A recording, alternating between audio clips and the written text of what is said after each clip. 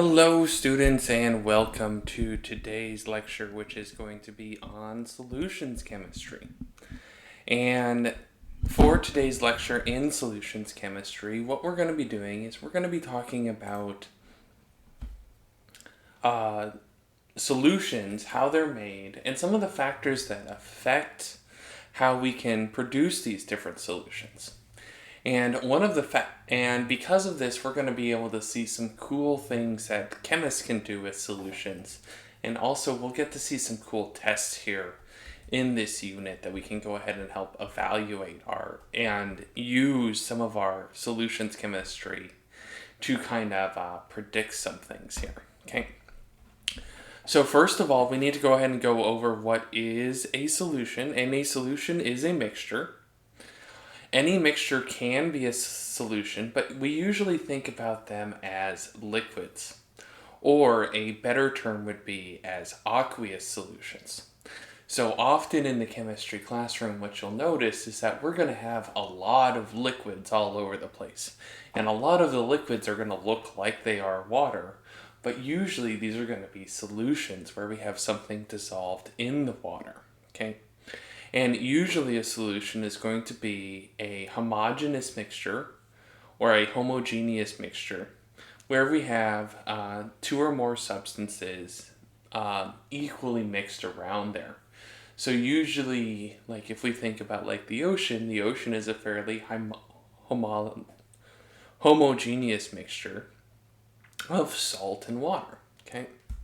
Some other types of things that are mixtures are alloys, and brass, as an example, is another example of a homogeneous mixture of copper and zinc, where they combine together and they make this alloy.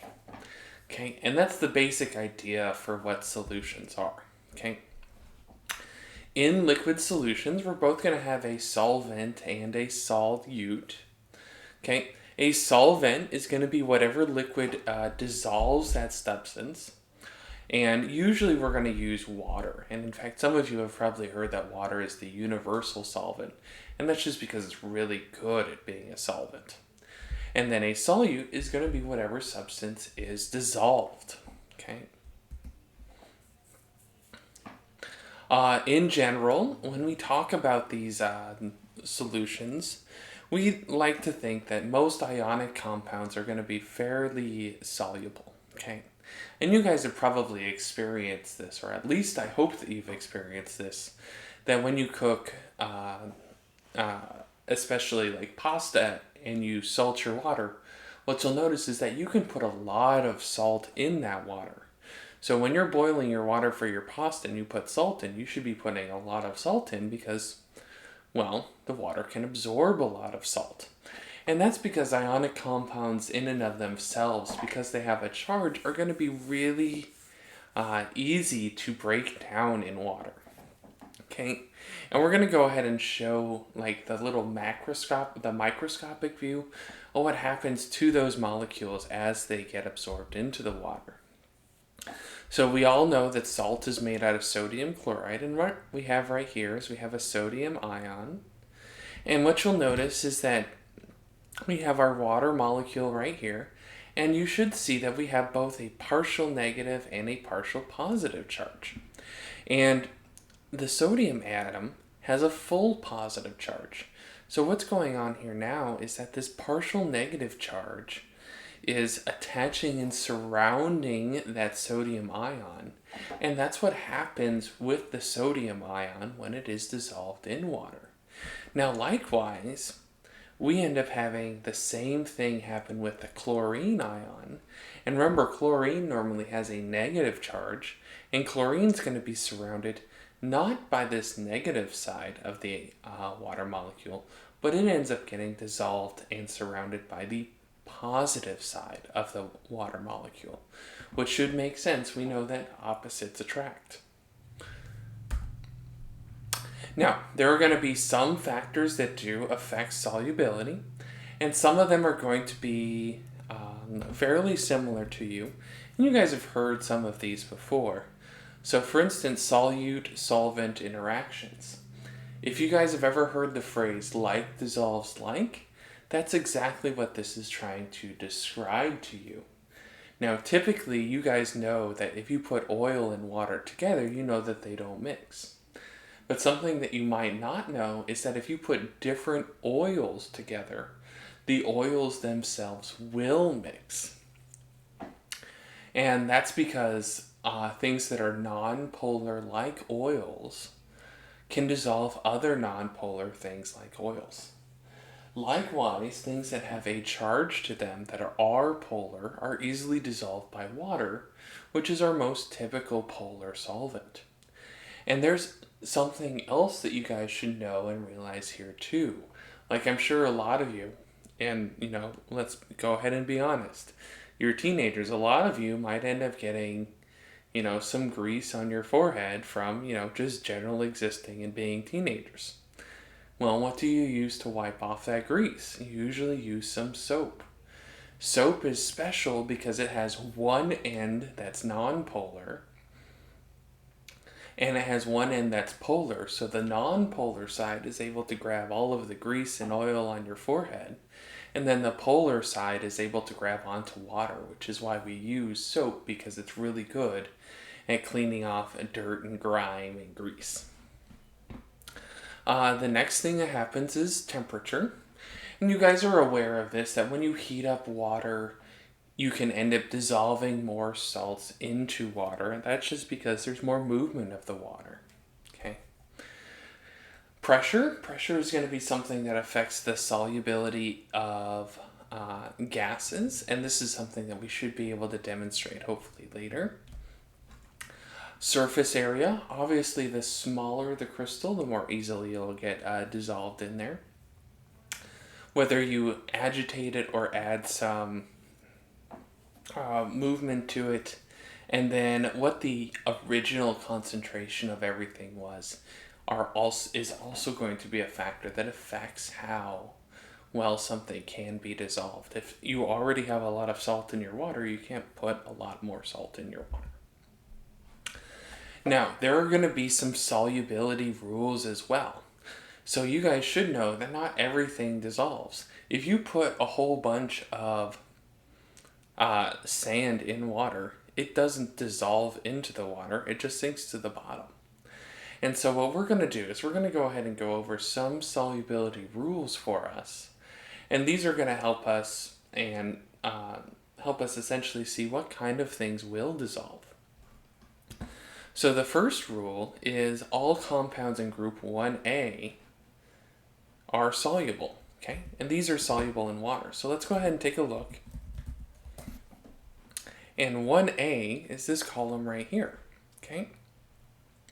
And this should make sense because we already know that sodium's soluble, potassium's soluble, rubidium's soluble, lithium's soluble, all of these are soluble. So if we have a compound and it has one of these compounds in it, we'll be like, that can dissolve in water. Okay. Next, all ammonium compounds are soluble. Okay. So if we have ammonium chloride, we don't even have to put that in water. We're like, oh, no, that can be soluble. Next, all nitrates and all acetates are also soluble. Okay, and this nitrate one, this one's going to be really important for us. Okay. Next, chlorides, bromides, and iodines are all soluble except when mixed with Ag, which is silver, lead, copper, or mercury. Okay, and this is one of those things that we can use this fact to go ahead and test. So one thing that I want you guys to take note of here is that the nitrate has a negative charge and silver has a positive charge, which means that theoretically we could make something with that silver nitrate. Like these two will come together. And if we wanted to test to see if something did have some chlorine in it, so let's say that we were testing for the presence of chlorine, then we would be able to put some silver nitrate in. And what you'll notice is that when silver from the nitrate and the chlorine come together, that they aren't soluble, which means that the silver will actually come out of solution and be a precipitate. Okay. Some of these other ones are, kind of some extra things that we can use. But these first four are going to be the ones that we're going to really want to concentrate on here for. For those of you that are going to continue on in chemistry, we'll go ahead and go over some of the other ones. So for instance, like sulfates, most of the group 2 elements do not dissolve with sulfates. And then again, silver is particularly troublesome. Silver does not like to dissolve in almost anything. Most metal hydroxides, if they have group 1 ions, and some of the larger group 2 ions can dissolve in there. Most carbonates are insoluble, and that should make sense. You guys know that like calcium carbonate, which is what makes up coral, does not dissolve. And most phosphates as well do not dissolve, except if it's ammonium phosphate, because ammonium is somewhat special. Okay, next we're going to go ahead and talk about the difference between a saturated solution or a dilute solution. A dilute solution is going to be a solution that has a large amount of solvent that reduces the concentration, whereas a saturated solution is a solution that has the maximum of dissolved solute. Okay, so once something is saturated, you can't put any more into it. Okay. The last thing is what's known as a supersaturated solution. Okay. And what's special about a supersaturated solution is that a supersaturated solution actually holds more solute than you would normally be able to hold regularly. Okay. And one of the things that we've seen is that the hot ice video is an example of a supersaturated solution.